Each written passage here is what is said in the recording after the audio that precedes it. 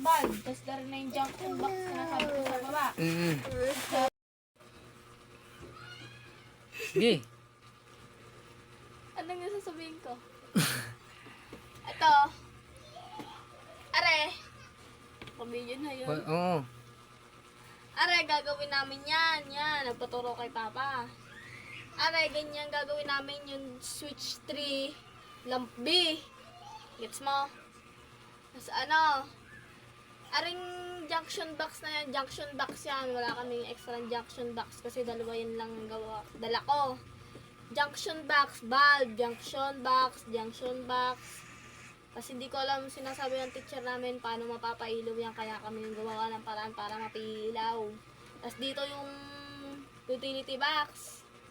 Tapos, dapat daw walang putol. Eh, paano iilaw yan kung walang putol? Diba? Tapos yan, diga, 1 meter yan, dalawang yan, dalawa yan. Dalawa yan, 1 meter, 1 meter. Tapos yung isang 1 meter, diretso din eh. Diretso yan din eh, ayan o. Sa Kita mo switch, ba? sa switch. Sa switch. Kita mo, diba? Ayan o, yan, nagalaw na yan. Tapos yung isang meter, puputulan mo. Diba merong garne, circuit breaker. Home run. Home run. Tapos yung home run na yan, are, at saka are, splicing. Pag didikitin mo, malamang. Tsaka ito. Tsaka are. Siyempre, yung pinutuloy na rin, dugtong. Are, yan, gaganyan mo. Ite-tape mo, safety first. Yan, ganyan. Tapos na, naka-gloves na yan ha. Tapos dapat patay yung breaker. Tapos dapat patay yung breaker. Patay yung breaker, nakabuhay yan eh. Ayan, patay. O, yan, patay. Tapos, siyempre, hindi mo may papailaw kung walang ganyan, di ba? Walang ganyan. Lalagyan mo yan, kukuha ko ulit ng bagong ganito. Lalagyan mo dun sa loob, dun. Tapos, higpit dapat ng sobra ng screw. Tapos, diga may switch tayo. Tapos, kailangan natin ng extension para umilaw siya, guys. O, Papa, extension. Ikaw na mag, ano, Extension. hawakan na, hawakan ko. Patay ba siya, guys?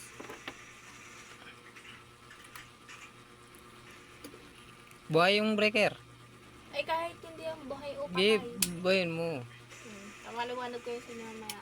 Yan, di ba, umilaw yan, o. Tama, nag-iiba din yung kanyang, ano, yung kanyang ilaw, di ba, o. Tama, white, dilaw, then white, then malabo na ewan. Yan, basta yan. Tas, yun, di ko na makita yung breaker. Tas yan, di ka naka-on. Pag pinatay mo yan, di yan mamamatay malamang. Malamang sa malamang. Kasi, buhay yung witch. Switch yun, bi.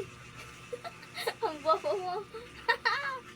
Yan, pinatay na malamang.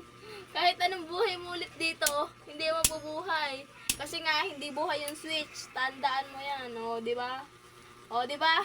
Mabilis kaming matatapos bukas sa aming gagawing na job na yon. Yan, very good na kami, o. Ganyan gumawa ng electrician. Dapat naka-safety first ka, guys. Tapos ganyan. Wait lang.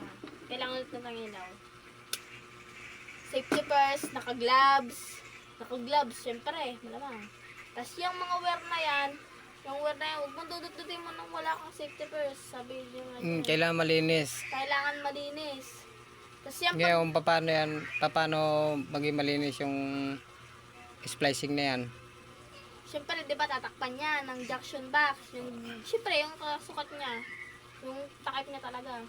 Iikot mo yan. Ayaw kong hawakan, baka makuryente ako. Iikot mo yan. Tapos, ibababa mo yan papunta dito. Pababa. Syempre. Tapos, ito din, iikot mo din yan. Tapos, pababa ulit. Tapos, aring nagalaw na yan. Yan.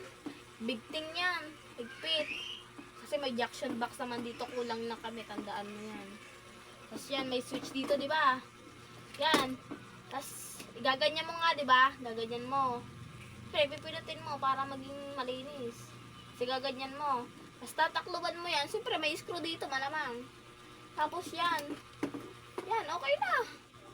Wala na kami yung pantaklob, kaya huwag ka na magreklamo.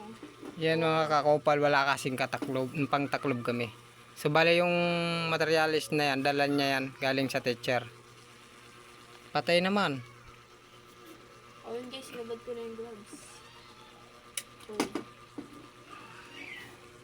Parang nagdaling Isa-isahin mo rin ano.